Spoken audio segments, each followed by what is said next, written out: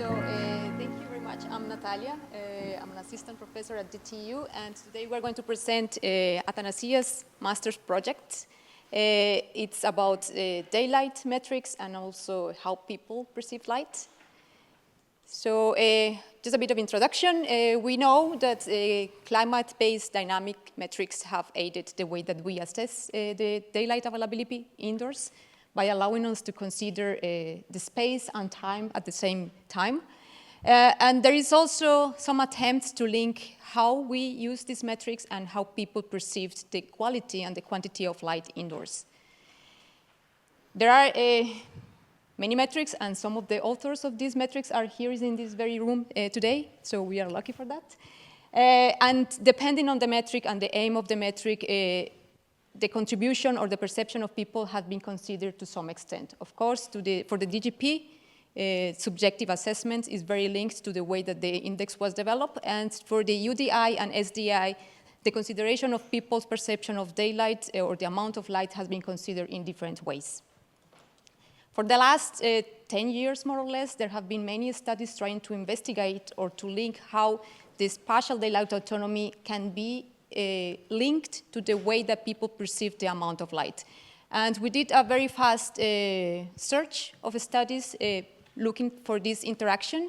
And there are 15 studies that we found across the world, most of them in the northern latitudes, investigating how people perceive the amount of light in a space and how this correlates with the results that we are getting from simulations.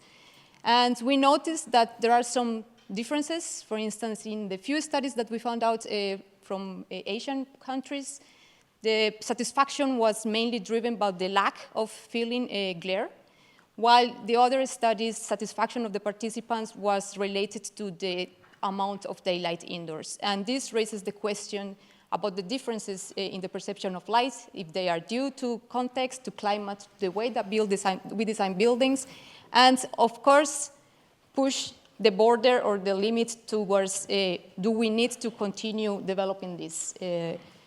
Because we also notice in a smaller sample of these studies that in the rooms that reported, people reported the perception and they were simulated, there is a discrepancy in the amount of daylight or how it was performed during the simulation results, and also how people perceive. And we noticed that people usually tend to agree with the result of the simulation, rating the space as a brighter or equally good as in the simulation, but there is still a difference between the way that we get the numbers or how we assess the light availability and how we as users assess the space.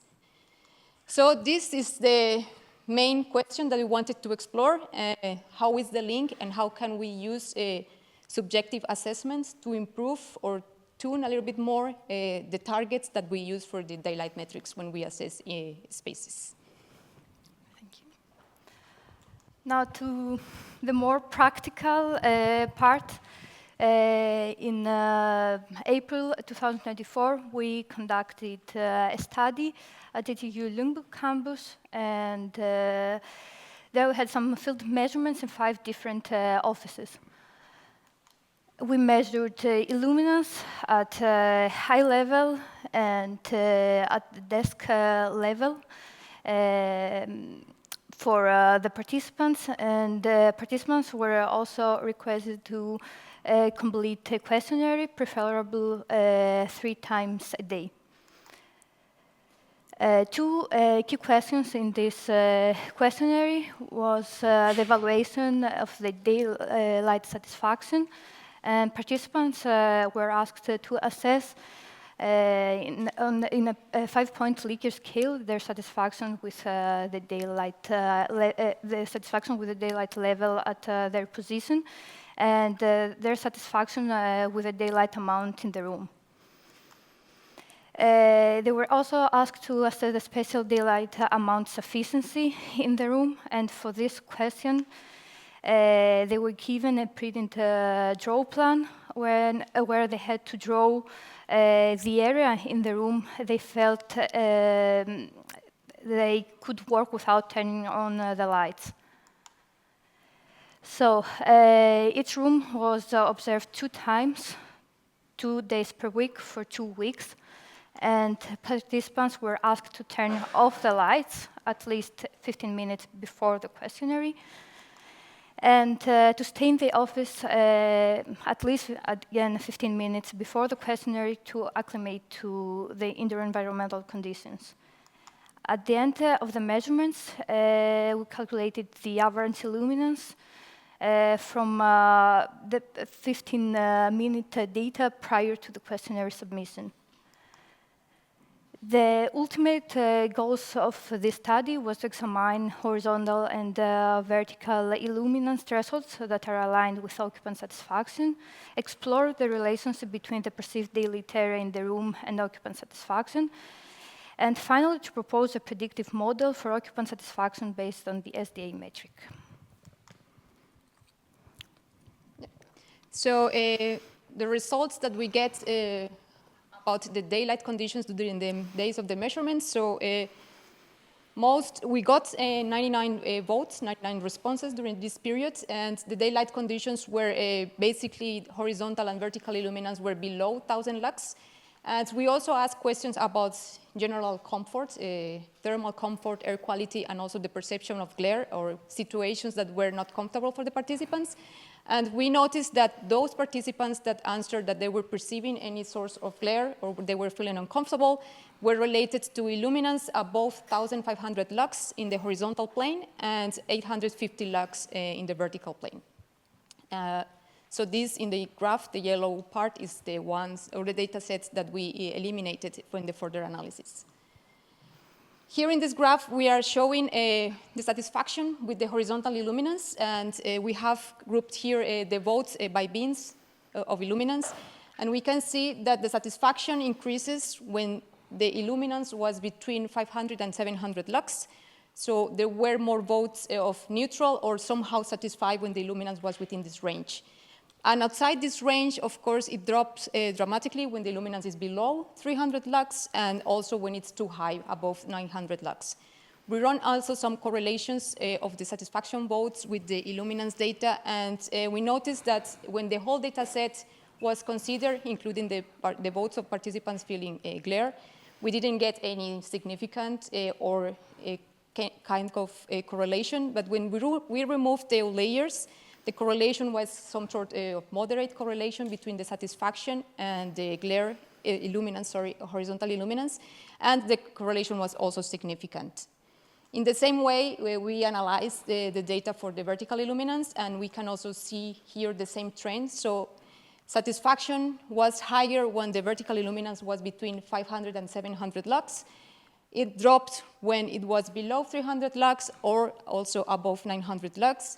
And the same correlation was run. In this case, both, even with the outliers, the correlation was significant, but it was smaller when the outliers were considered.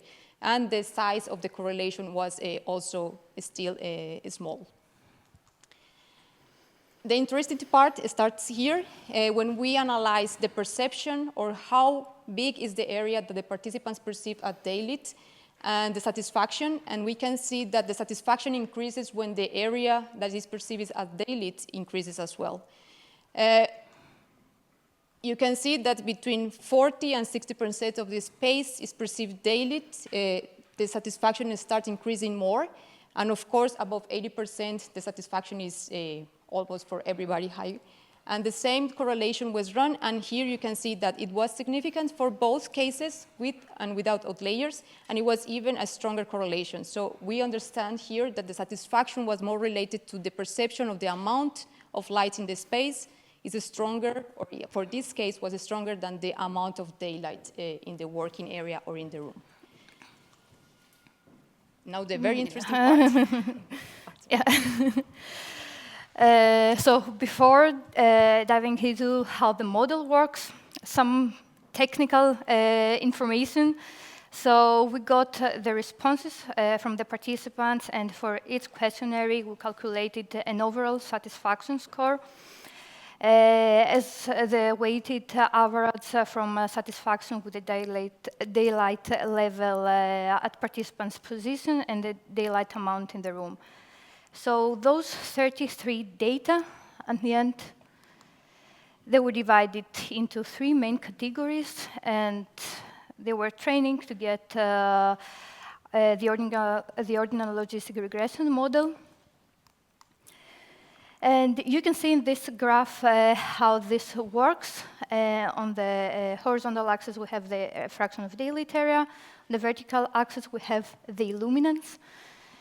And for example, if one room complies with 300 lux in 50% of room's area, then the satisfaction is probably neutral, around 0.